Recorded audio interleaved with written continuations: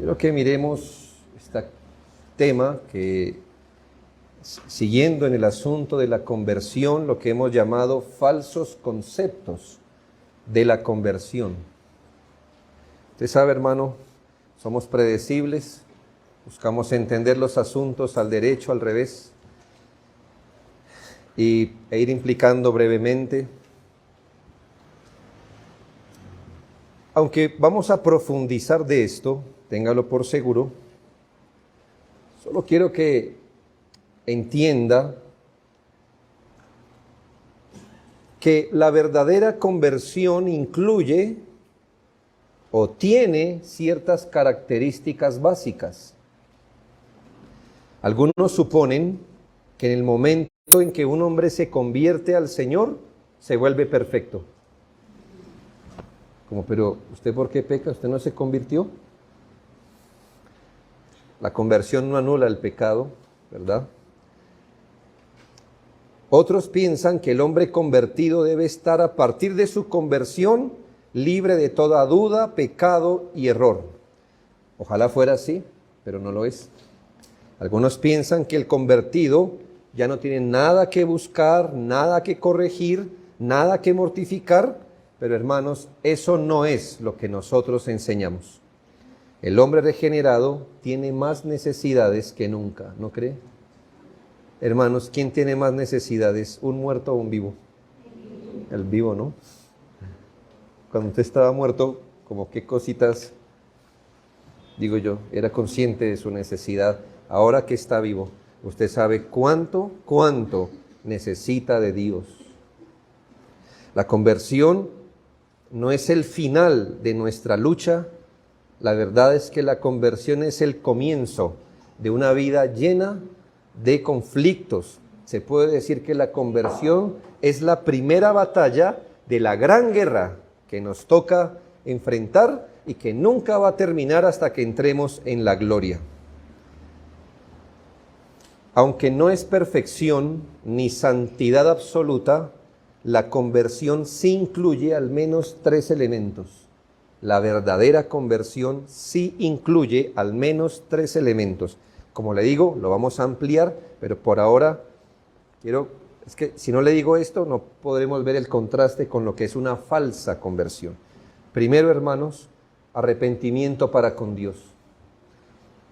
Esto es que donde hay una verdadera conversión, va a haber convicción de pecado, dolor por el pecado y arrepentimiento. Y escuche bien, arrepentimiento para con Dios. Esto es, hermanos, que para que usted se arrepienta para con Dios, debe ver el pecado como un asunto para con Dios. Pecado como ofensa a Dios. Hasta que usted no vea el pecado como ofensa a Dios, no podrá arrepentirse para con Dios. Simplemente se arrepentirá, como todos los seres humanos lo hacen cuando cometen un pecado, pero la verdadera conversión incluye arrepentimiento. Nadie encuentra paz con Dios si primero no se arrepiente de la enemistad que tiene con Él, de esa cosa impía que tenemos delante de un Dios santo. Puede haber, como ya hemos visto, hermanos, cierto dolor, remordimiento por las consecuencias del pecado, por la vergüenza del pecado, pero no es esto, hermanos. Es dolor por el pecado. Cuando hay conversión, siempre hay convicción, dolor, arrepentimiento del pecado. Segundo, siempre hay fe en Jesucristo. Siempre hay fe en Jesucristo. Recuerda lo que Pablo le dijo a los tesalonicenses de cómo os convertisteis de los ídolos a Dios. No es simplemente que usted abandone cierta manera de vivir. Hasta ahí todavía no es una conversión bíblica, ¿ya? La conversión bíblica sí que nos arranca de la antigua manera de vivir, pero nos lleva a Jesucristo. Hermanos, no hay otra manera en que se sepa que es una conversión evangélica. Piense, hermanos, que externamente y muy afectivamente Judas se arrepintió. Dice la Biblia, ¿no? Se arrepintió. ¿Por qué no fue convertido? Bueno, porque no fue a Cristo. ¿Ya? Su dolor no lo llevó a Cristo, su dolor lo llevó a la horca. Así que hasta que el dolor no lleve a Cristo, no estamos hablando de una conversión. Una mejora moral, no importa si es inmensa. No, que se convirtió Hitler. ¿Por qué? Dejó de matar, está llorando por sus crímenes. Oh, está arrepentido, dio todos sus bienes para hacer reposición y nunca repetición. ¿Y Hitler está en Cristo? Vamos a suponer. No, no está en Cristo. Ah, no, hermano. Por muy grande que parezca, es una reforma moral. Conversión es, si usted abandona esto, pero cree en Jesucristo. Si la transformación moral no está fundamentada en Cristo, es moralismo, es humanismo, es el intento de construir una torre de Babel que llegue hasta el cielo con los materiales de nuestra humanidad. Es la fe en Jesucristo. Y tercero, un cambio total del hombre. Estoy diciendo que incluye de forma básica la conversión verdadera, arrepentimiento para con Dios, fe en Jesucristo y un cambio total del hombre. Y entiéndase que dije total, no dije absoluto. Quiere decir, hermanos, con total, que es un cambio que abarca la totalidad del hombre. ¿Ya? No es que sea perfecto o absoluto, sino que comprende la totalidad del hombre. Por ejemplo, no es una conversión mental solamente. No es una conversión afectiva. No es una conversión conductual. La verdadera conversión incluye la mente, los afectos, la conducta. ¿Me hago entender? Es el todo, el todo. La conversión se reconoce porque cambia al hombre totalmente. Si bien no lo deja absolutamente santo, hermanos, no es que el hombre sigue caminando allá, pero la cabeza le dio la vuelta. Entonces, ¿qué diríamos? Que es una conversión que, como mental, ¿no? Es decir, su doctrina cambió. Ahora es la doctrina de Cristo. Pero el cuerpo le sigue yendo para allá. Eso es un monstruo, hermano. ¿No?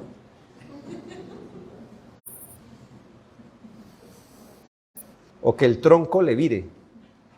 Como a las muñecas, ¿sí? Eso es feo. Menos mal, bueno, hay muñecas que les viraba el tronco. Entonces los pies le siguen para allá y el tronco y la cabeza para allá. Entiéndame esto como una metáfora, ¿no? Es decir, hay gente que piensa, como lo veremos, que porque cree bien es que es convertida. O hay gente que piensa que como corrige la conducta, aún si cree mentiras, está bien. No, hermanos.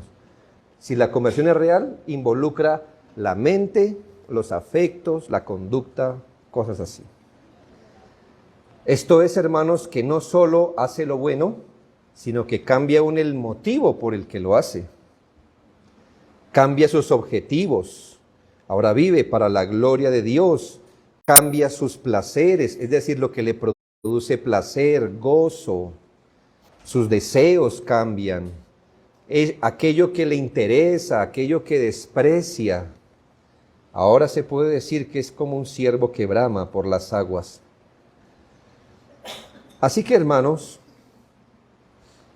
teniendo esto sencillo como base, con la conversión nos toca tener un cuidado, como lo hemos visto en otras exposiciones, por ejemplo, de la fe. Cuando hablamos de la fe, dijimos que había una fe falsa también. Y cuando hablamos del perdón de pecados, también hicimos varias salvedades de una falsa sensación de perdón. Y aquí, hermanos, también pasa ambas cosas. A los creyentes, el diablo les puede comunicar que no lo son, que no son convertidos. Satanás es así, ¿no? ¿Y cómo les comunica? Por ejemplo, un creyente peca y Satanás le dice, ¿Y eso es conversión?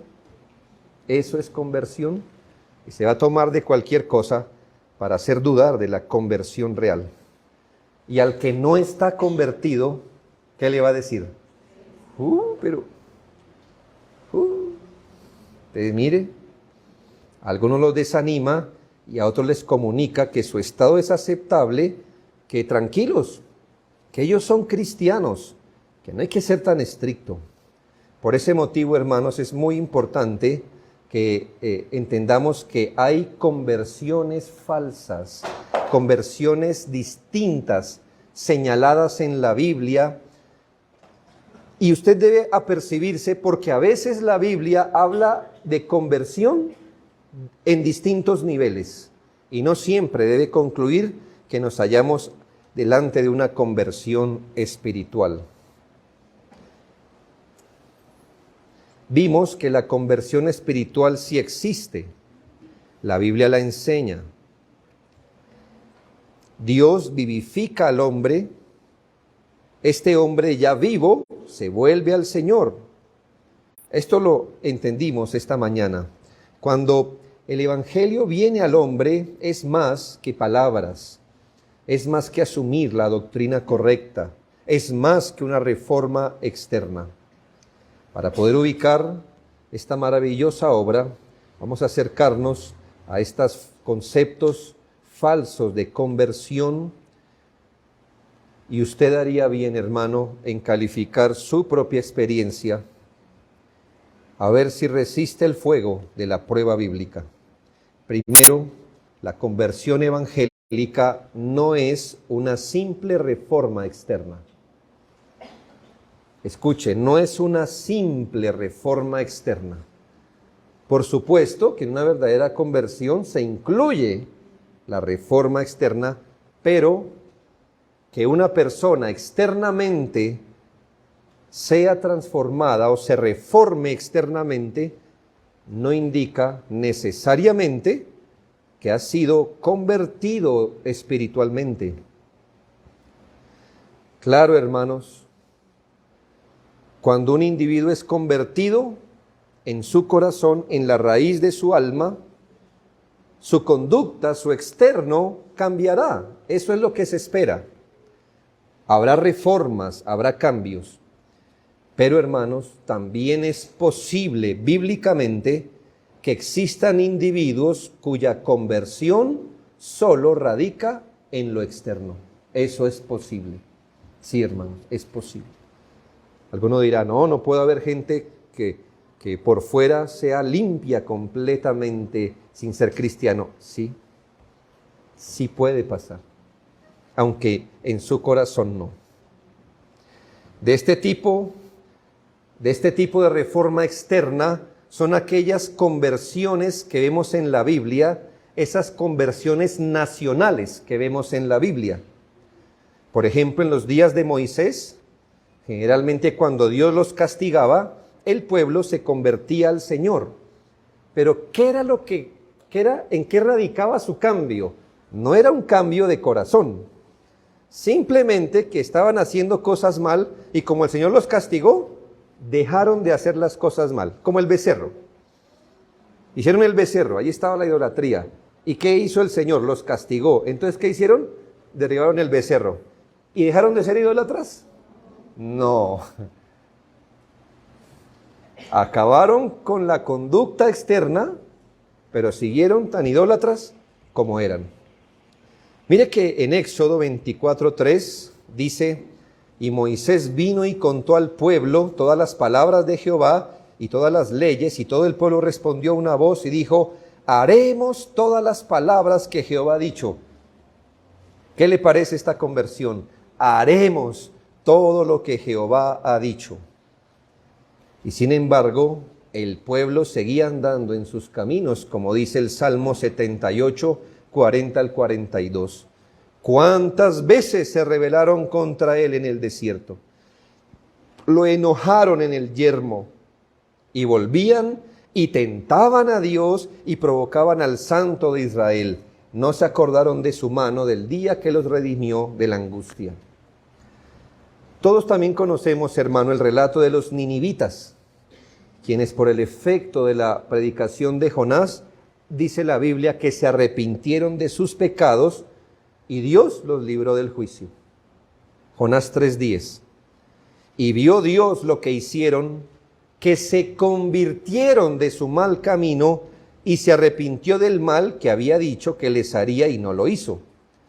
Esta es una típica conversión nacional, es decir, ese tipo de conversión que consiste en dejar de hacer algo que a Dios le desagrada, en abandonar cierto rumbo que a Dios le desagrada, pero está lejos de ser una verdadera conversión espiritual. Por regla general, fueron conversiones externas, nacionales, superficiales. Quizás fue el efecto de una predicación poderosa o bajo la dirección de dirigentes piadosos. Pero ¿qué ocurre? Que cuando ya no estaba el profeta o cuando ya se pasaba el efecto de la predicación, la gente volvía a sus antiguos hábitos. Jueces 2, 18 y 19 nos pone un ejemplo. Este es un botón de muestra. Y cuando Jehová les levantaba jueces, Jehová estaba con el juez y los libraba de la mano de los enemigos todo el tiempo de aquel juez, porque Jehová era movido a misericordia por sus gemidos, a causa de los que los oprimían y afligían.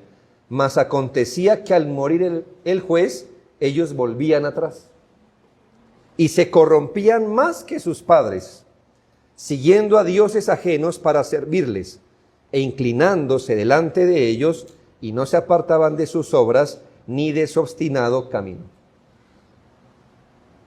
Esto es, hermanos, que cuando estaba el juez, se convertían, hacían las cosas bien, se volvían piadosos, iban al templo y hacían todas estas cosas. Y se moría el juez y volvían a sus caminos, pero esta vez peor, como suele pasar, se volvían peor que sus padres. Esto se pudo decir de profetas y hombres de Dios que les fueron dados al pueblo. Por eso, hermanos, aunque usted ve que en Jonás los ninivitas se convirtieron, Dios apartó su ira, también, hermanos, años después de Jonás, en Nahum 3:7, como en Sofonías 2:13, se nos dice qué pasó con Nínive.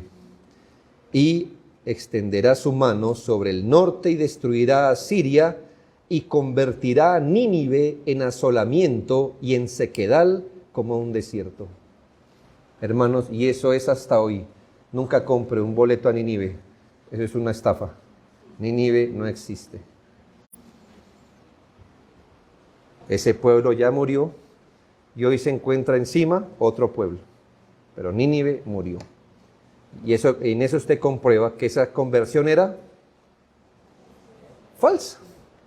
Solo duró mientras duró el efecto de la predicación de Jonás. El Señor Jesús se refirió a los escribas y fariseos de esta manera. Estoy ilustrando que la conversión falsa es solo aquella que es externa. El Señor se refirió a los escribas y fariseos en Mateo 23, 25 y 26 de esta manera muy dura. Ay de vosotros, escribas y fariseos, hipócritas, porque limpiáis lo de afuera del vaso y del plato, pero por dentro estáis llenos de robo y de injusticia. Fariseo ciego, limpia primero lo de dentro del vaso y del plato, para que también lo de fuera sea limpio. Con estas palabras el Señor ilustra, hermano, que una persona puede ser recta por fuera. ¿Sí ve?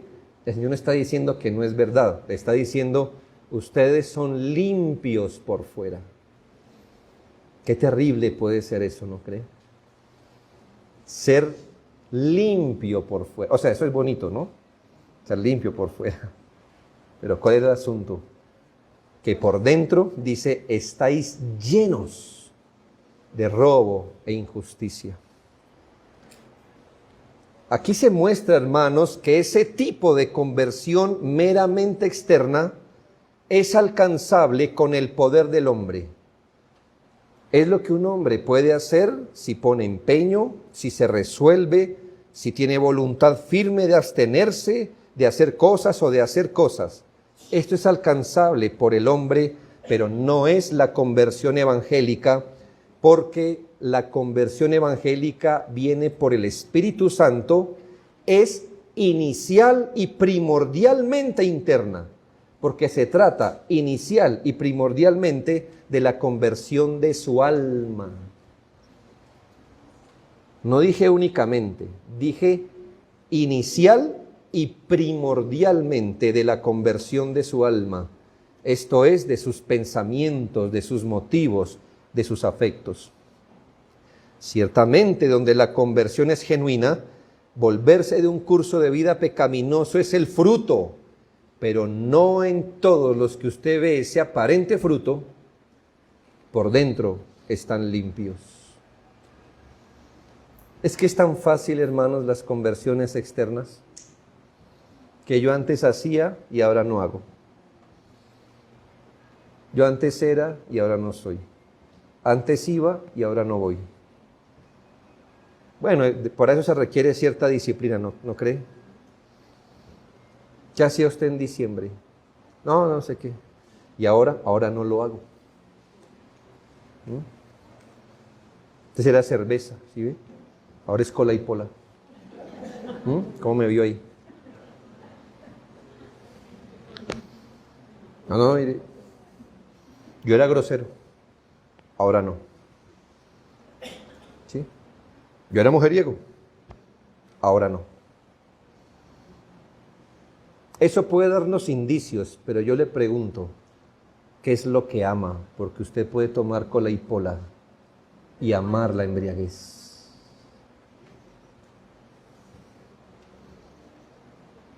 Usted puede no ser mujeriego, pero ser lascivo.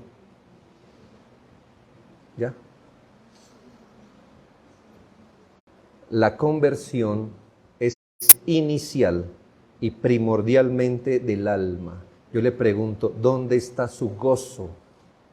¿Dónde está su gozo? Antes de su conducta. Su conducta importa, pero primero, ¿dónde está su interés, su motivo, su gozo? O usted se puede decir que es tan limpio por fuera, pero está lleno de pecado. Aún, hermanos, piense. No se desanime si usted dice, yo no tengo gozo en el pecado, pero me asedia y lucho con el pecado. Bueno, la lucha es una señal de conversión, ¿no? O usted cuando no estaba en Cristo luchaba con el pecado. Usted no luchaba con nada. Usted gratificaba de gratis el pecado. Ahora lucha, ¿nota? Lucha. Entonces, hermano, le he puesto 1000 veces este ejemplo. Usted puede tomar a su hijo y hacerle decir, no me gustan las pastillas de chocolate, no vuelvo a ir a la alacena a comérmelas. Sáquele esa confesión. Eso con una buena vara, él, mire, confiesa lo que usted dice. Es muy probable que bajo esa misma presión, él no se acerque a la alacena a comerse el chocolate, ¿sí o no? Pero dígale, papito, venga, sinceramente pregúnteme, ¿le gusta? ¿Qué le va a decir? Sí. Ah, bueno, él no está convertido. Ya, en mi ilustración. Porque si estuviera convertido dice, no, es que eso hace daño. No, la verdad es que hace daño. Eso es malo, tanto dulce a mi edad, me pongo muy inquieto y ¿verdad? ¿Sí?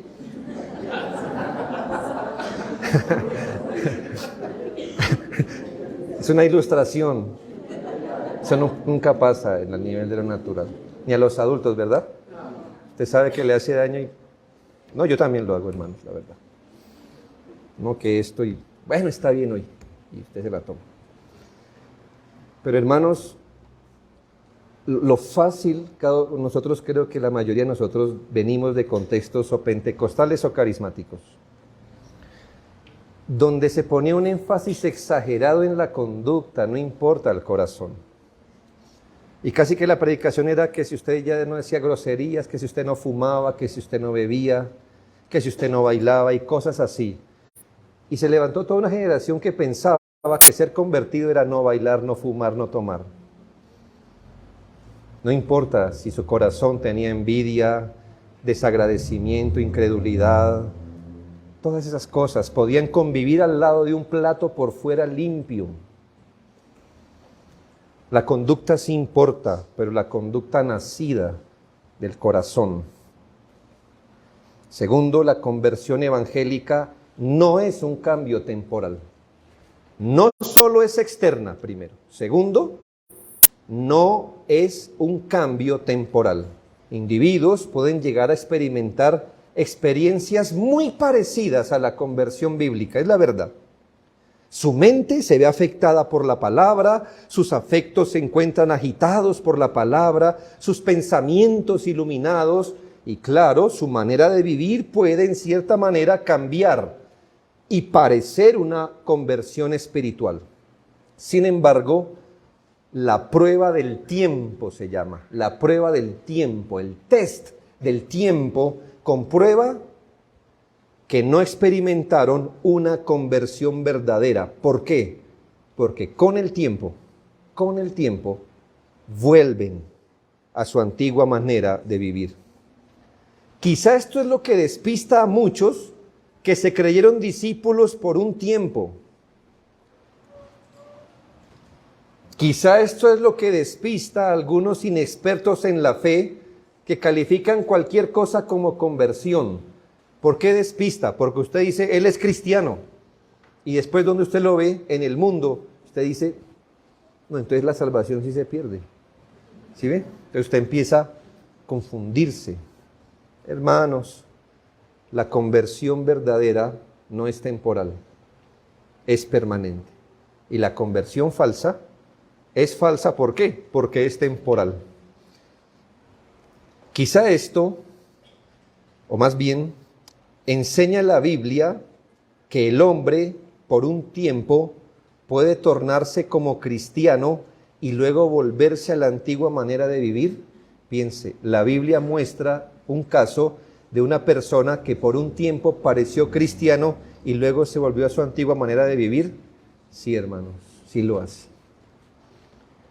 En uno de los momentos más altos de popularidad del Señor Jesús, hermanos, lo estaban siguiendo más de 5,000 personas. Es un pocotón de gente, hermano, siguiendo al Señor. El Señor era muy popular en este momento.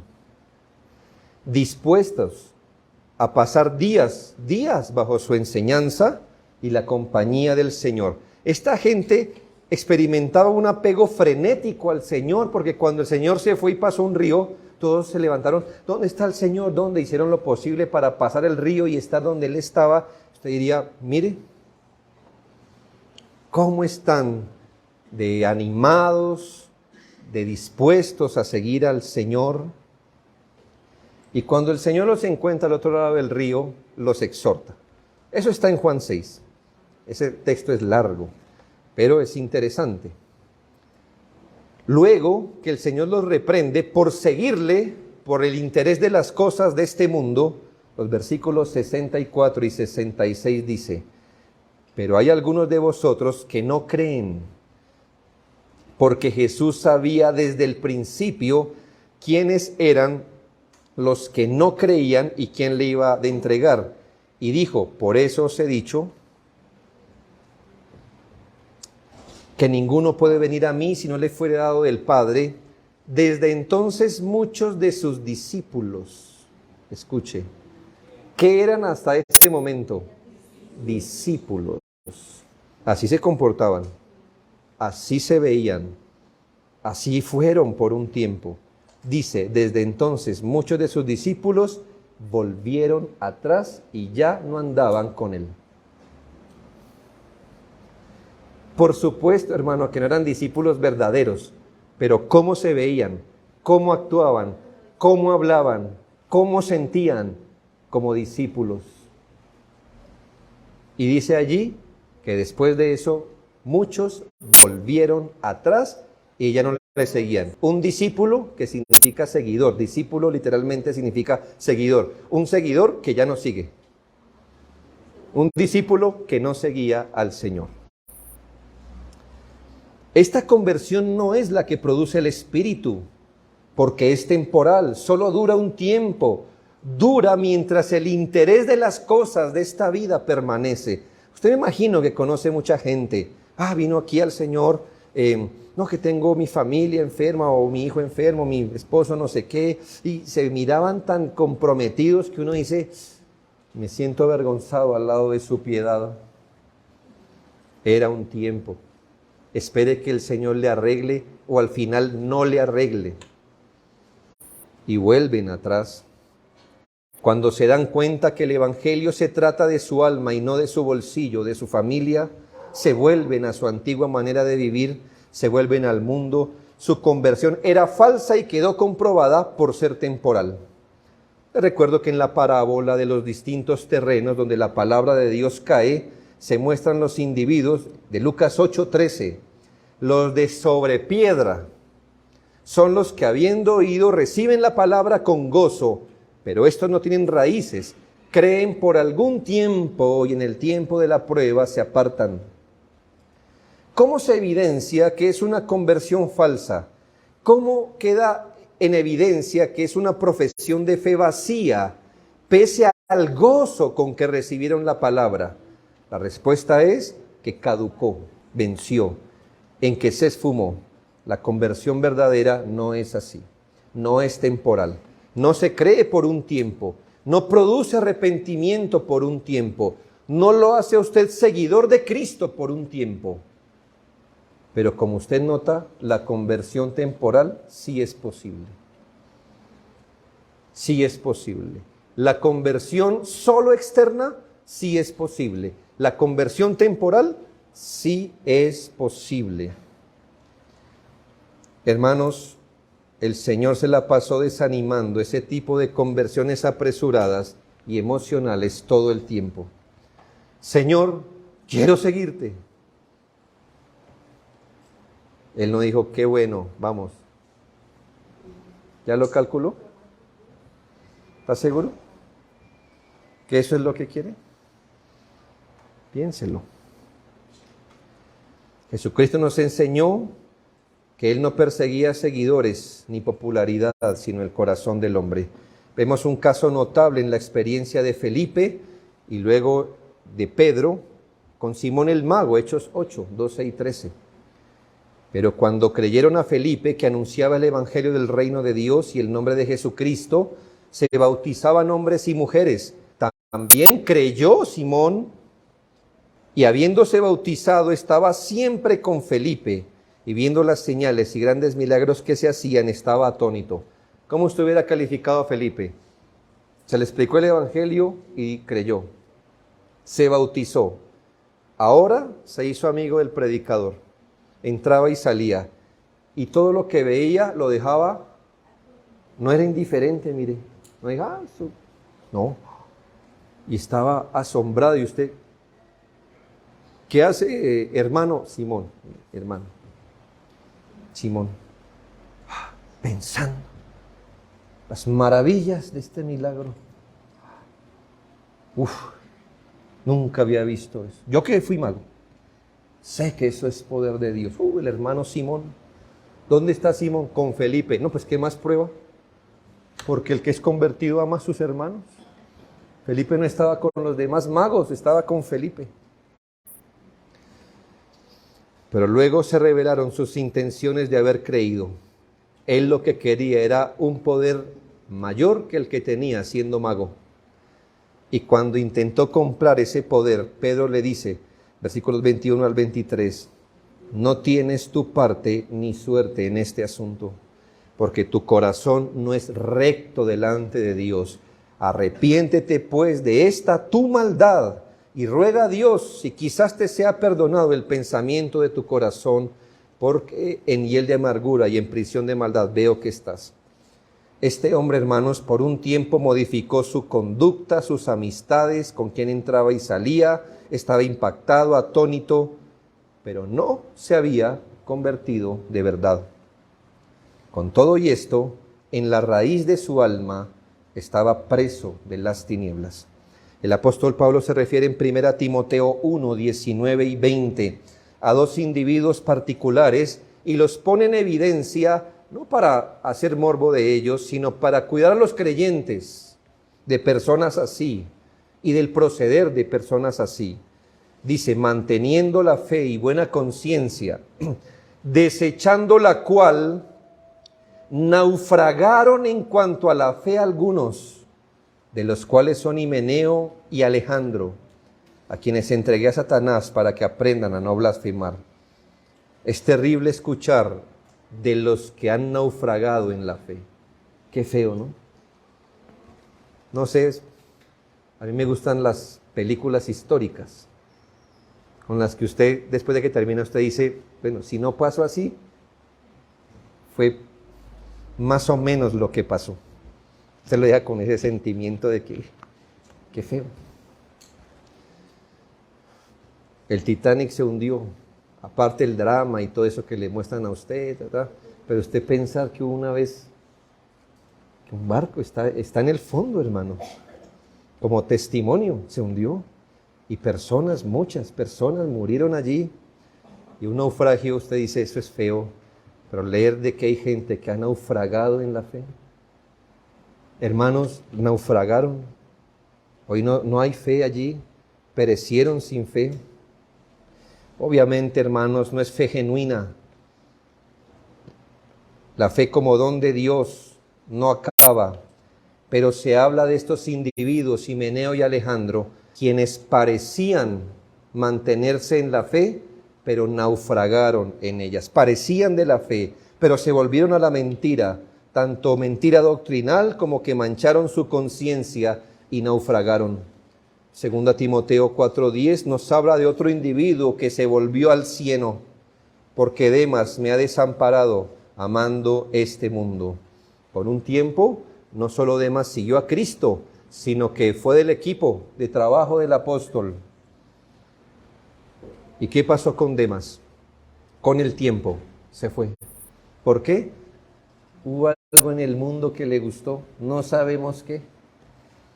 Pero algo del mundo le gustó. Que el mundo tiene muchas caras, hermano. El mundo no es solo dinero, por ejemplo, o fama, o poder. El mundo tiene miles de anzuelos y Demas algo vio en el mundo, lo anheló y se fue. Sin embargo, el apóstol Pablo nos consuela en 2 Timoteo 2:19. Pero el fundamento de Dios está firme teniendo este sello.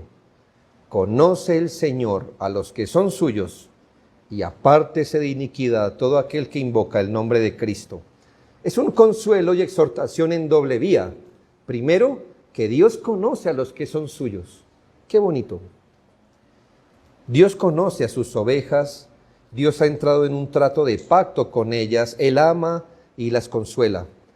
Pero desde el punto de vista de la respuesta acorde que la persona da, la respuesta acorde de la persona a quien Dios ama es esta, que se aparta de iniquidad todo el que invoca el nombre de Dios.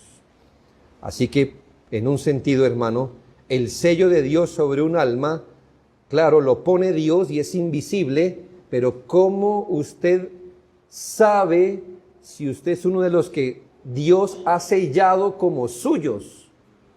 Por la segunda parte del texto, porque se aparta de iniquidad. Se aparta de iniquidad. Así que no es cierta experiencia, ciertos cambios, es un permanente dominio de la gracia y de apartarse del pecado. Si no es así, es una conversión temporal. Cero, la conversión evangélica no es tan solo una conversión doctrinal. La conversión evangélica no es tan solo una conversión doctrinal. Por supuesto que el verdadero convertido, su doctrina, su mente cambia. Pero no concluya que todo aquel que cree correctamente es porque es convertido. Esto es muy importante, hermanos. Y este peligro no está tan lejos de nosotros, pues viene de la noción de asumir que la creencia ortodoxa, esto es, que creer los postulados correctos de doctrina, es igual a ser convertido espiritualmente por el Espíritu Santo. Una persona puede tener su mente sumergida en un conjunto de doctrinas y verdades que van de acuerdo a la Escritura. Puede haber sido instruido en conceptos correctos de Dios, de la religión verdadera. Pueden tener entendimiento claro en cuanto a los puntos de doctrina, como creer en la Trinidad, en la salvación por gracia mediante la fe, creer en la inspiración de la Escritura y su inerrancia, creer las 5 solas, las doctrinas de la gracia, los oficios de Cristo, la segunda venida del Señor, y aún así, con todo y lo que cree, no haber experimentado una conversión de las tinieblas a la luz. Gente puede convertirse en su mente, pero no todos los que corrigieron su creencia doctrinal fueron verdaderos y reales convertidos. Algunos tenían la forma de piedad sin el poder de ella. Tenían nombre de vivos y pudieron ser llamados o reconocidos como cristianos o aún como maestros por la luz que tenían, pero estaban muertos en sus delitos y pecados. El Señor mismo, claro, entienda este consejo del Señor, no en las minucias, pero sí en lo general, exhortó a los demás a seguir las doctrinas que enseñaban los escribas y fariseos, pero con una advertencia. Mateo 23:2. Mateo 23:2. Mire lo que dice el Señor de los escribas y fariseos. En la cátedra de Moisés se sientan los escribas y los fariseos. Cuando dice cátedra, cátedra, es una expresión donde en la antigüedad el maestro se sentaba en un lugar. Eso de sentarse y enseñar era una posición de autoridad. A eso en su momento se le llamó cátedra, cátedra.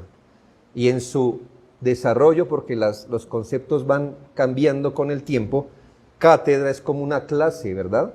Una clase pesada. Le recuerdo, hermano, aquí un paréntesis para hablar de la palabra cátedra, que el Papa de Roma,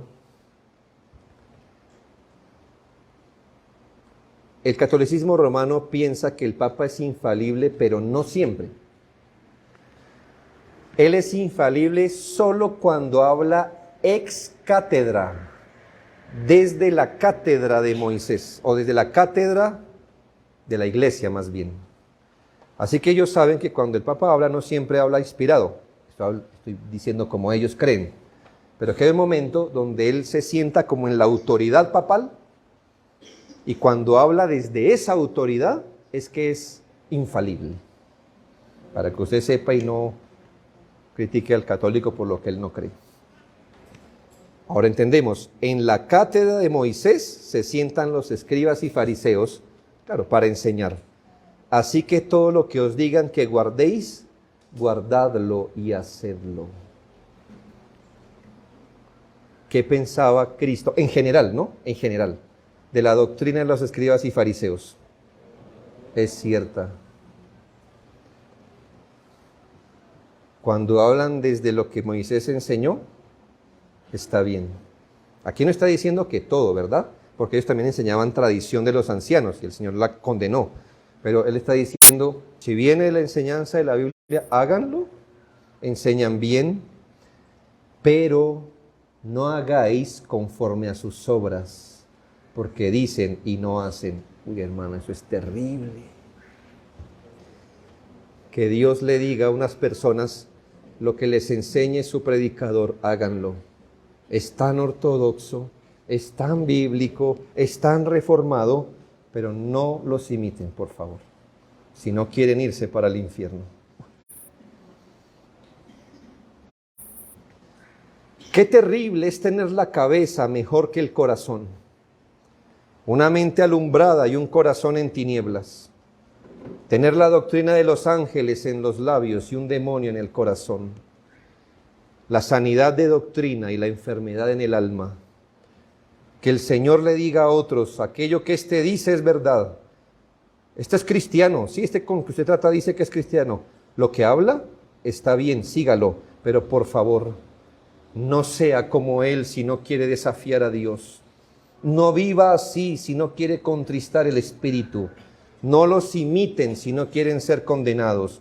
Qué terrible es una conversión doctrinal solamente. Cuánto daño hacen aquellos que saben y entienden y no hacen. El apóstol señaló a aquellos que tendrán apariencia de piedad, pero negarán la eficacia de ella. ¿Usted entiende esa expresión? Tendrán la apariencia de piedad, ¿sí? Es decir, ¿dónde está su piedad? En la apariencia, en lo que muestran. Pero dicen, negarán la eficacia de la piedad. De esto derivamos, hermano, que la piedad es eficaz, ¿sí ve? Porque si niegan la eficacia, es porque la piedad es eficaz. ¿Eficaz como para qué? Es eficaz, hermano, porque vuelve realmente un individuo santo. La piedad está supuesta a llevarnos a la santidad, a la conformidad de Cristo. Ahora mire, el tipo de conversión falsa aparenta piedad, pero cuando el individuo obra y su obrar no lo vuelve como Cristo, él es una negación viva de que la piedad no es eficaz. Él está diciendo con su vida, la piedad no lleva a ningún lado. La piedad no hace nada en la vida. La piedad no me lleva a ser más santo. Eso es tener apariencia de piedad y negar la eficacia de ella. Esa apariencia de piedad en esencia es maldad, hermanos, porque encubre pecados horribles. No solo dice el apóstol que usted debe cuidarse de no ser de aquellos que aparentan piedad y niegan la eficacia de ella, sino que nos dice la Biblia qué hacer con los que así se comportan. 2 Timoteo 3:5. ¿Qué lee usted que nos toca hacer con los hombres que tengan y mujeres que tengan apariencia de piedad, pero niegan la eficacia de ella? ¿Qué lee en su Biblia que toca hacer? A estos evita. Hermanos, que somos más sabios que Dios, ¿no? Cuando vemos a alguien que no es piadoso, algunos dicen, a estos invita. No, invita no. Con estos comparte. Con estos genera una amistad. Con estos genera confianza, porque es que los queremos ganar.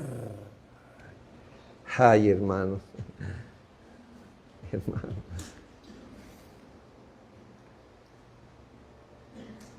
¿Cuántos pescadores han ido con una cañita de pescar de juguete a pescar un tiburón?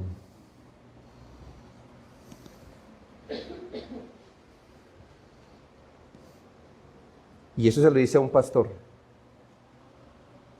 que se supone que el pastor es maduro, es firme, y dice que cuando encuentre hombres y mujeres que tengan apariencia de piedad, pero con su vida nieguen su eficacia, evítelos. Allá. No estamos hablando de un creyente que peca. Es del que niega con su vida constantemente la eficacia de la piedad. No se crea más sabio que Dios. Cuídese de esto y cuídese de estos. Son de una categoría peligrosa. Entonces la conversión verdadera es apariencia de piedad y la eficacia de la piedad. Bien, vamos a concluir con esto. ¿Por qué deseamos ser cuidadosos en este tema? Dice la Escritura, hermanos, que los guardas del pueblo de Dios están para enseñar a mi pueblo a hacer diferencia entre lo santo y lo profano, y les enseñarán a discernir entre lo limpio y lo no limpio. Y por eso, hermanos, como guardas del pueblo de Dios, dedicamos mucho tiempo a preparar y a enseñarle a usted a hacer la diferencia entre lo santo y lo que no lo es, y entre lo limpio y lo no limpio.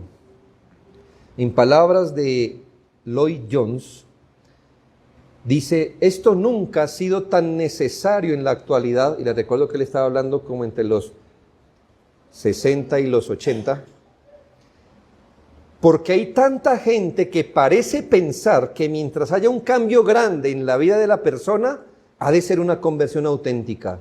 Si alguien, por ejemplo, renuncia a sus pecados y vive una vida recta y hace el bien, entonces dicen, es cristiano, pero quizás no lo sea.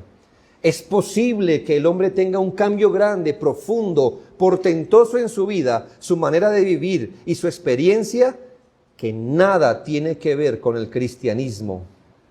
Hasta puede darse el caso de alguien que salga del mundo y se haga miembro de una iglesia y toda su vida desde afuera parece diferente, pero puede ser una conversión falsa porque carece de esa relación necesaria y esencial con la verdad.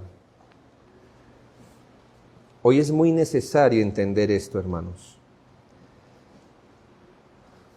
Aquel estudio falso del alma humana, aquel estudio falso de los problemas y soluciones humanas llamado psicología, yo no tengo ningún problema, hermanos, y no deberíamos tener con aquella parte que se llama más bien pedagogía. Pero tenemos conflictos radicales desde la raíz, con esa, no sé, ciencia, para mí es decirle mucho una cosa que no lo es, de la psicología. La psicología, desde sus raíces, es un ataque humanista a la fe cristiana, porque desea entender al hombre fuera de la Biblia. Desea transformar al hombre por fuera del poder de Dios. Señala hacia los males del alma, pero no señala el pecado, ni menos el pecado como pecado. Si hay algo más nocivo que la psicología, es la integración entre psicología y cristianismo. Y esto ha traído aquella conversión psicológica, conversión terapéutica, a través de métodos, de estrategias o de acondicionamientos, que hoy es tan famoso en otros lugares.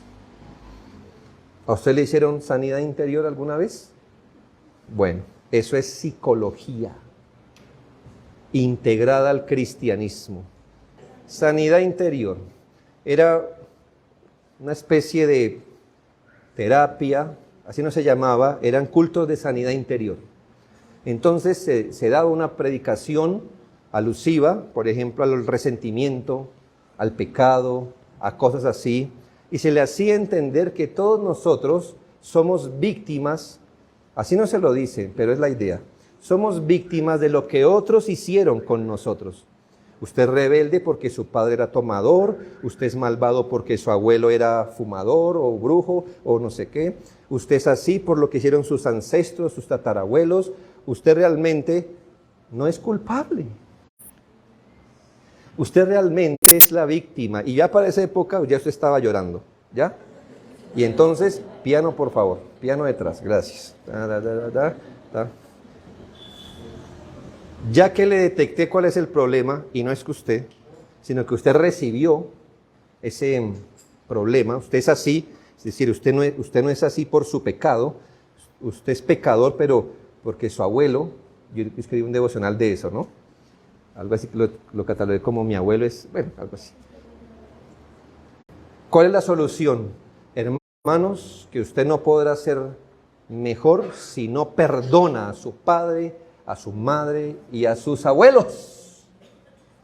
Entonces usted tiene que ser sano interiormente. Haga la paz en su corazón, que se desprenda. Hermano, eso es pura psicología. Usted hizo eso y mire cómo siguió.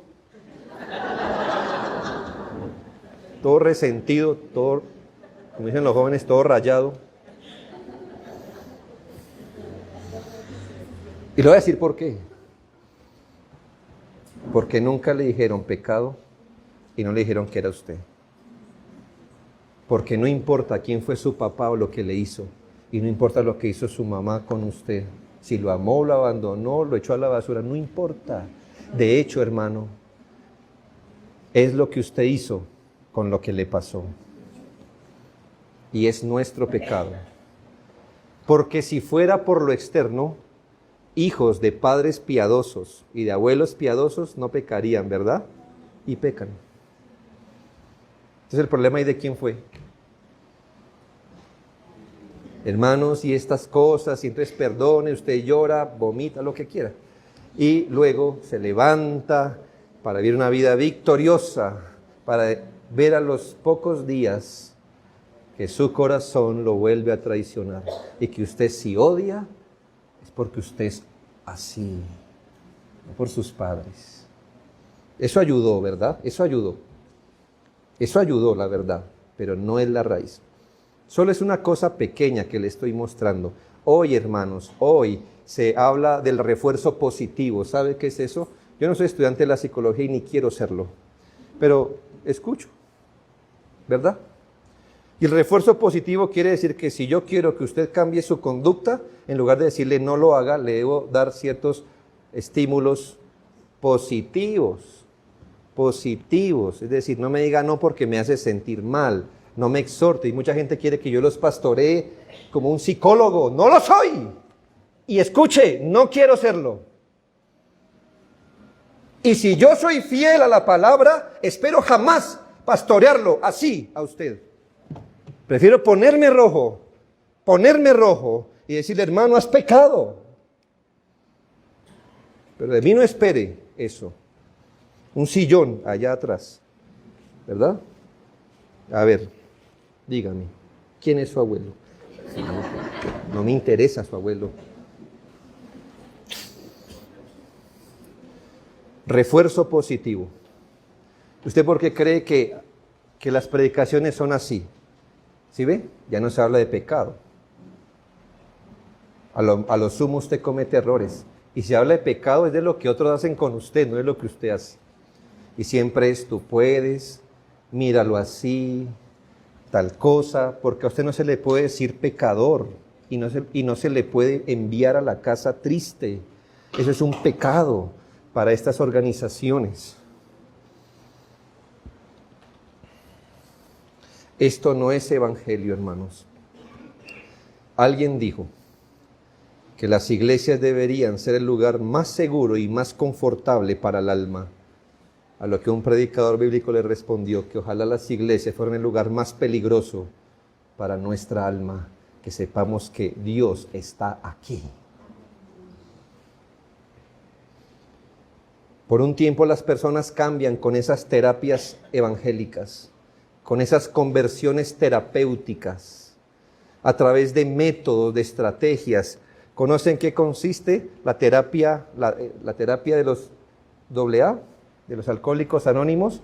Que si usted debe, entre más guarde su pecado, en este caso su alcoholismo, su dependencia a las drogas, usted se va a hacer más daño, pero en la medida que consiga un grupo con el cual usted pueda desahogarse, y eres, hermano, y muchos han convertido las iglesias en un grupo terapéutico. Grupos pequeños confesándose los pecados para, qué bueno se siente. Hermanos, la conversión espiritual tan necesaria para ser salvo no viene a través del poder o la capacidad humana, viene de Dios. Se evidencia en una transformación del hombre. La conversión verdadera nace de una santa tristeza, porque la tristeza que es según Dios produce arrepentimiento para salvación. Que nadie piense que no necesita convertirse al Señor. Todos nosotros necesitamos convertirnos. El que no ha sido convertido nunca necesita ser convertido. Y los convertidos necesitamos volvernos más y más de nuestra maldad al Señor. Todos debemos ser sacados de tinieblas a luz. todos debemos ser sacados de la potestad de Satanás y trasladados al reino de la luz. Que Dios conceda a todos en esta tarde una verdadera conversión hacia nuestro Señor. Oremos.